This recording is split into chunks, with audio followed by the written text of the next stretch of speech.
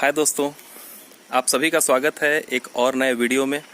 और आज का जो वीडियो है वो कुछ बिजनेस से रिलेटेड है, मेरी बीती हुई लाइफ से रिलेटेड है। मेरे काम से संबंधित जो बातें हैं वो मैं आप लोगों के सामने थोड़ा थोड़ा करके रख रहा हूँ और रखता रहूँगा। पिछले व्लॉग में भी आप लोगों को बताया था। स्टार्टिंग में मेरे पास वैसा कुछ भी काम नहीं था और ऐसा भी नहीं था कि जो मेरे पेरेंट्स हैं या मेरे पिताजी हैं, पापा हैं, कोई बहुत बड़ा काम सेटअप कर दिए थे। कुछ भी नहीं था। बस जब मैं छोटा था, लगभग 15 साल नहीं 10-12 साल का जब था, उस टाइम पे यहाँ से 1 किलोमीटर दूर एक देहात है, एकदम देहात है। तो वहाँ पे एक छोटी सी दुकान थी, लगभग 2-3 हज़ार रुपये का सामान होगा। कच्चे का घर था। वो भी मतलब करते करते किसी कारणवश फेल हो गया था। पापा वहाँ बैठते थे, मम्मी का जॉब था जिसके कारण हमारी रोजी रोटी चलती थी, बताना चाहिए। और देखा जाए तो बिजनेस के लिए मेरे को तकलीफ बहुत हुआ स्टार्टिंग में। तो चलिए अंदर तरफ बात करते हैं, क्योंकि यहाँ हुमस महसूस हो रहा है। हरियाली तो है लेकिन छाया है, लेकिन हुमस बहुत ज़्यादा लगता है। तो रूम पे चलते हैं। ये तो बंद करना पड़ेगा। देखा जाए तो बचपन में जो मेरा समय बीता, कहीं से भी मेरे को बिजनेस के लिए या अपने कामों के लिए बैकअप नहीं मिला था, ना कोई ऐसी पूंजी थी मेरे पास। और बचपन में खेल खेल में मैं अपने पापा की दुकान जाया करता था। वहां पे एक, अभी भी मेरे को याद है, एक छोटा सा गंज था और उस गंज में मेरे पापा लाल चाय बनाया करते थे। अभी भी वो गंज हमारे पास है घर पे। उसका एक जो, जैसे जो पकड़ते हैं, जो हत्था होता था वो टूट गया था। तो उस पे लोहे का एक छोटा सा पतली सी मतलब जो है पट्टी लगा के उस पर नट बोल्ट लगा के वो रखा हुआ था, ब्लैक कलर का। और वो मतलब जो है टोपिया, हमारे तो टोपिया बोलते हो, तो वो टोपिया था। वो आज भी हमारे पास है। उसे देख के वो पुरानी यादें ताजी हो जाती हैं। तो मैं बचपन में स्कूल से आता था और खेलते खेलते, यहाँ से करीबन 1.5 किलोमीटर ही वो जगह है, तो खेलते खेलते रास्ते में जैसे पत्थर नहीं रहता है, तो मारते मारते पैर से लेके वहां तक मैं ले जाया करता था उसे। अभी भी आप लोगों को बता रहा हूँ, लेकिन सेम याद आ रहा है वो समय जो है। तो वहां पे जाने के बाद सही बताऊं तो मैं चॉकलेट चोरी कर करके बहुत खाता था। मतलब जितना चॉकलेट में कमाते नहीं थे होंगे उतना तो मैं उड़ा देता था। बस खेल खेल में जाके दुकान पे बैठता था कुछ देर और आ जाता था। एक दिन हमारी उस दुकान में चोरी हो गई और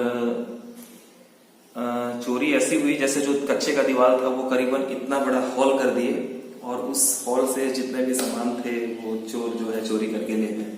बिजनेस हम लोग का सेट नहीं हो पाया ढंग से, सेट नहीं मतलब ढंग क्या, हमारा सेटअप ही नहीं हो पाया। और आखिरी में जब वो घर पे रहे तो उस समय बिजनेस कुछ भी नहीं था। मम्मी की एक नौकरी थी जिसके कारण हम सब परिवारों का खर्चा चल रहा था। एक बाइक मम्मी मेरे लिए खरीद के दी थी जो मुझे बहुत शौकीन था। सुजुकी मैक्स 100 करके उस टाइम मेरे पास था और उस पर मैं बहुत घुमा करता था। उसी समय से मेरे पास चिंतामणि से मेरी दोस्ती हुई थी। लगभग मैं 17-18 साल या 20 साल के अंदर का कुछ था होऊंगा। तो वो भी नया नया, मतलब बिलासपुर में उस टाइम वो पढ़ाई करता था। वो यहाँ आके मिला क्योंकि 5 किलोमीटर ही दूरी थी उसकी। उसको भी बाइक से लगाव था। तो हमारी, अब ढंग से याद नहीं आ रहा है कि कैसे यहाँ आसपास मुलाकात हुई और हम लोग एकदम घनिष्ठ हो गए। स्टार्टिंग में मैं फैंसी स्टोर किया। फैंसी स्टोर करने के बाद, फैंसी मतलब ये बोलना चाहिए कि जो आर्टिफिशियल ज्वेलरी हो गई, कुछ गिफ्ट के आइटम हो गए, ये सब मैं चालू किया सन 2002 में लगभग जो है। तो 10वीं या 12वीं पास किया था। कई लोग टोक देते थे कि भाई आपका लड़का घुमक्कड़ है, घूमता रहता था, ये है वो है। लेकिन कहीं ना कहीं घूमने के साथ साथ में मेरे अंदर किसी का बिजनेस देख के वो चीज मैं एब्जॉर्ब करता था। उस जगह में देख के महसूस करता था कि भाई मेरे को भी वो चीज करना है। तो रायपुर में एक रवि भवन करके जगह है, कभी घूमने वहां जाता था तो एकदम खिंचाव होता था उस जगह को मेरे को देख के। यहाँ से करीबन कुछ दूरी में एक पेड़ की का मोटा जो हिस्सा होता है वो कट के गिरा हुआ था, काफी दिनों से पुराना था। तो मैं उसे खरीद लिया लगभग 500 रुपए में। वो खरीद लिया और मेरे घर के सामने था क्या कि भाई छानी थी और हाइट यहाँ तक था उस छानी का। तो वहां पे मैं उसे ला के फिटिंग करा लिया और उसी जगह पे ये कच्चे से रूम पे दुकान खोल दिया। ये 2002 से पहले की बात है। तुरंत 4000 रुपए का सामान लेके आया और दुकान खोल दिया। दुकान खोलने के बाद उस पर टिका रहा। वैसे खेल खेल में दुकान खोला था। भाई उस टाइम पढ़ाई करता था, वो पढ़ने जाता था, मैं दुकान पे बैठता था क्योंकि मैं कॉलेज करके छोड़ दिया था।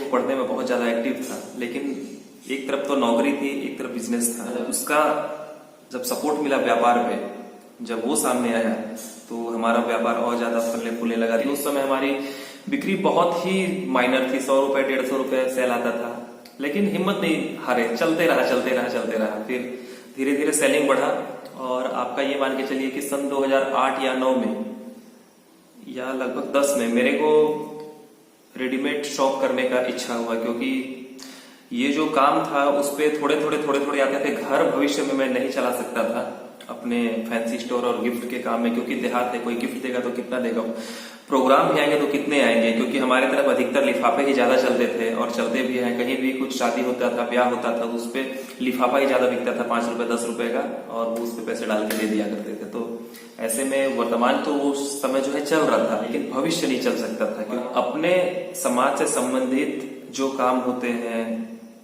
और शादी के बाद भी बहनों को जब अपन विदा करते हैं, उसके बाद जो पर्व आते हैं, उन सब पर्वों में बहुत लेन देन करना पड़ता है, अपनी कैपेसिटी के हिसाब से बाकी करना पड़ता है।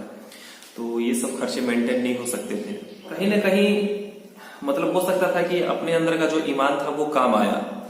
आपको हकीकत बात बताऊं तो कपड़े का शॉप चालू करना था, लगभग 3 लाख रुपए का बजट लगना था। एक दो करीबी थे, दोस्त थे, उनसे किसी से 20,000 रुपए का मैं मांग किया था, किसी से 50,000 रुपए का मैं मांग किया था कि भाई आप लोग कुछ समय के लिए मेरे को दे दो, मैं आप लोगों को रिटर्न कर दूंगा। तो हाँ हुआ, लेकिन किसी कारण फिर बाद में ना हो गया।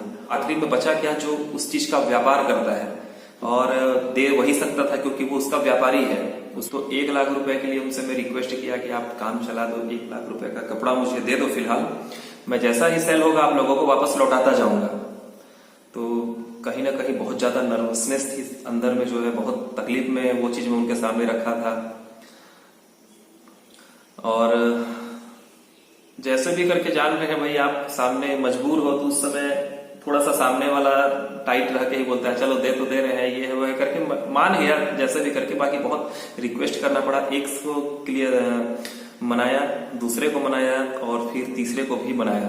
तीनों लगभग कोई 80,000 कोई 1 लाख रुपए के लगभग 3 व्यापारी देने को तैयार हो गए। अगर आपको मैं नहीं दे पाता हूं तो भाई मेरा जो भी आप ले लीजिएगा करके मैं उनके सामने ऑप्शन रख दिया था, जिनमें से 1-2 व्यापारी ऐसे थे जो कि दिक्कत नहीं हुआ मेरा उनके पास, तो वो लोग मान गए। लेकिन तीसरा जो एक व्यापारी था, तो उनसे मैं ये बोला था कि आप उधारी तो दे रहे हैं, लेकिन कहीं ना कहीं मैं आपका और एक हेल्प चाहता हूं कि आप मेरे को रेट ऐसा दीजिए उधारी के बाद भी कि जिससे मैं मार्केट में खड़ा हो सकूं। ये नहीं कि जो आप जो रेट मुझे आप लगा रहे हैं उस रेट में सामने वाला व्यापारी उस चीज को बेचता हो, तो उस कंडीशन में मैं क्या फाइट कर पाता। इतना तो परेशान क्यों हो रहा है, ये क्यों हो रहा है, टेंशन का है, खा रहा है, दे रहे हैं, ये है करके थोड़ा सा शब्द जो है तीखे शब्द थे उनके, जो दिल पे लग रही थी। लेकिन क्या करता, मजबूर था, माना, लिया सामान। फिर मम्मी एक बार मेरे ऊपर भरोसा की और मैं बिलासपुर से सामान लाया, कुछ पैसे मुझे दिए, लगभग जो भी था लगभग 2 लाख रुपए कुछ का मुझे सहयोग मिला उस टाइम पे। हालांकि उससे पहले मैं स्थिति कवर कर चुका था, मैं ला सकता था, लेकिन मुझे एक्स्ट्रा पूंजी की जब व्यवस्था मिल गई तो मैं लगभग उस पर एक्स्ट्रा पूंजी लगाया। अब वो पूंजी लगाने के बाद तुरंत बूस्ट हुआ, काम अच्छा हुआ। फिर फोर्स करने लगे कि भाई आपको जो सामान लेना होगा हम आपको देंगे। लेकिन कहीं ना कहीं उन व्यापारियों के लिए मेरे अंदर हमेशा इज्जत रहेगी, जो सहयोग किए हैं और आज भी है। बिजनेस में सबसे बड़ी बात यह है कि आपका ईमान सही होना चाहिए, खरीदने की कला होनी चाहिए। खरीदने की कला, सही चीज का आप जो है चुनाव कीजिए कि आपके एरिया में क्या चल रहा है, किस चीज पे आप पैसा फंसाएं। बहुत समझ के पैसे फंसाने चाहिए और व्यापार बरकत देता है। आपका नियत सही होना चाहिए, नियत के ऊपर बहुत सी चीजें टिकी हैं। अपने व्यापारियों को कभी दुखी ना करें, जो आपको सपोर्ट किए हैं और आज इस जगह पे बैठाए हैं। कभी भी आप उनके साथ लेन देन में ढीला ढाला ना करें, अगर आपके पास व्यवस्था है तो। और भगवान की कृपा से आज सब कुछ ठीक है, भविष्य का तो मैं नहीं कह सकता। तो ये जो पीढ़ियां निकल रही है, जो बेरोजगार है, वो थोड़ा सा भी उनके लिए यह वीडियो काम आ सके तो मैं बना रहा हूं। और इन सब के साथ साथ मैं हमेशा से घूमने का शौकीन रहा हूं, मैं बैलेंस करके चलता रहा हूं और आज भी बैलेंस करके चल रहा हूं। लेकिन अपनी घूमने से संबंधित जो बातें हैं, जो इच्छाएं, वो कभी खत्म नहीं करी। और ये जो आप सक्सेसफुल है, ये हम दोनों भाई, जैसे मेरा जो छोटा भाई है धर्मेंद्र, तो आज भी व्यापारियों से कई जो डीलिंग्स होती है, कुछ होती है, सारा हिसाब किताब वो फटाफट अपने दिमाग से मैनेज कर लेता है, दुकान पे फुल ड्यूटी करता है। मैं बाहरी चीजों को भी साथ साथ देखता हूँ। हमारे ऊपर कोई अधिकारी नहीं है, जो एक अधिकारी होते हैं वो टैक्स वैक्स विभाग वाले, वो तो वही सामान्य सी चीजें हैं, साल में एक बार आते हैं, वो भी अपन सब कुछ लेके चल रहे हैं, सब सही करके चल रहे हैं, टैक्स वगैरह का फाइलिंग करके, तो दिक्कत नहीं होता। एकता में बहुत ताकत होता है, आजमाया हुआ चीज। अगर आज हम दोनों भाइयों में से कोई भी बिखर किस काम पे पड़ते तो आज शायद हो सकता था कि अपन इतना कमा नहीं पाते जितना आज कर पा रहे हैं। परिवार खुश है, सब कुछ खुश है। आप लोगों के सामने हुए यूट्यूब तो एक जरिया है अपनी खुशी दिखाने का। और भाइयों के कमेंट्स भी आते हैं कि भैया आप पैसे के लिए यूट्यूब कर रहे हो, तो ऐसा कुछ भी नहीं है। देखिए, प्लेटफॉर्म जो भी हो उसका सम्मान करना चाहिए। आज यूट्यूब भी है, अगर कहीं से अगर आप इस पर अगर इनकम जनरेट भी हो जाते हैं तो मैं उससे मना ही नहीं कर रहा हूं भाई।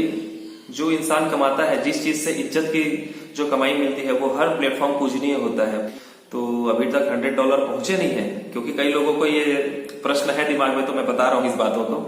तो यूट्यूब में जो इनकम होता है बहुत कम है, अभी $30-40 कुछ पहुंचे होंगे, जो कि मैं ध्यान नहीं देता उन सब डॉलर्स को, लेकिन वो एक इनाम के रूप में है मेरे लिए। जब भी आएंगे तो ना कि कमाई के रूप में, एक इनाम के रूप में है। और एक जो मोटिवेशनल जो कमाई होती है, क्योंकि आप लोगों के सामने जो मैं आ रहा हूँ, ये भी मेरे लिए बहुत बड़ी चीज है। और रही बात सेटअप्स की, तो मैं आप लोगों को एक चीज बता रहा हूँ, मेरे मन की बात है। तो कई लोग क्या है, काम समझने से पहले इतने खर्चे कर लेते हैं किसी चीजों में, जो कि मेरे हिसाब से मुझे उचित नहीं लगता है। आप देखिए, मैं स्टार्टिंग से जब से किया हूँ, ये 20,000 रुपए का मेरा सेट है, रियल नोट 5 प्रो। तो अभी तक मैं इससे कर रहा हूँ, मुझे अभी तक ऐसा महसूस नहीं हुआ है कि मैं मतलब 3 लाख 4 लाख रुपए इन्वेस्ट करूं, बड़े महंगे गैजेट्स लूं। बाकी कुछ तो लूंगा, ऐसा नहीं है। समय के साथ साथ एक अच्छे फोन लेने की इच्छा है, हो सके तो गोप्रो लूंगा। और हकीकत बात बताऊं, सही बताऊं तो सेटअप लेना कोई बड़ी चीज नहीं है, क्योंकि जो मैं आप लोगों के सामने कहूंगा, खुल के कहूंगा, सेटअप्स में चाहूं तो ड्रोन जितना है, मैं 2 दिन में ले आऊं सारी चीजें। एक बाइक भी ले आऊं, सुपर बाइक भी ले लूं, अच्छी बाइक्स ले लूं मैं, कोई बड़ी बात नहीं है। लेकिन हर चीज समय के ऊपर छोड़ना चाहिए। कभी भी उड़ान को एक बैग ऊपर नहीं लेके जाना चाहिए, क्योंकि मैं आज जिस चीज में हूं संतुष्ट हूं। आप अपने आप से पूछ लीजिए कि आपके लिए किस जगह कब क्या सही है। अंदर से भावनाएं जो फूटती रहती है, उसकी तरफ नहीं भागना चाहिए। अपने वास्तविक परिस्थिति को भी देखना चाहिए कि आप उस पर कितने रेगुलर हो पा रहे हो, क्या हो पा रहे हो। पहले एनालिसिस कर लीजिए अपने सारे कामों का, और अपने आप को केंद्रित कर लीजिए कि आपको किस लाइन पे जाना है। क्योंकि मेरी जो लाइन है ये पूरी यूट्यूब नहीं है। इच्छाएं हुई तो ऐसा नहीं है कि मैं किसी चीज को नहीं खरीदूंगा, समय के साथ साथ सब कुछ आ जाएगा। और आज के लिए बस इतना ही। फिर कभी अपने बारे में कुछ बातें आप लोगों के सामने लेके आऊंगा। तो मिलते हैं फिर अगले वीडियो में। जय बजरंगबली। तो यहाँ सौम्य लाल चाय लेके आ गया, और आप लोगों को पता है कि लाल चाय का मैं कितना प्रेमी हूँ, और ये लेके आ गया बाबू लाल चाय। तो सौम्य, ये वीडियो तू भी देखेगा? हाँ। ठीक है ना, पीछे बैठो। और तो ये मेरा ज्येष्ठ पुत्र है सौम्य अग्रवाल, और चाय आनंद लेते रहना जो है मेरी जीवन की एक नीति भी है। तो ये है लाल चाय। कोई भाई लोग हो रहे थे कि इसका लाल चाय का भी टिप्स दे, तो इसी वीडियो में जरूर